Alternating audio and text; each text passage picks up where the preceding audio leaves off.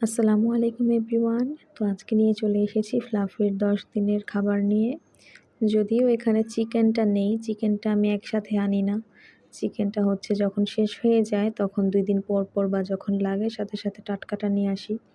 কিন্তু ফিশটা হচ্ছে ওকে আমি একসাথে 10 দিনেরটা এনে তারপরে খাওয়াই। এখানে ছিল চাপিলা মাছ আর ছিল সিলভার কার্প মাছ। ও এই 2টা মাছই বেশি পছন্দ করে, মাঝে মাঝে টুনা ফিশটাও দেই। তো প্রথমেই আমি চাপিলা মাছটাকে একদম কেটে পরিষ্কার করে নিয়েছি। তারপরে আমি সিলভার কার্পের এই যে আঁশগুলো ছাড়িয়ে নিব।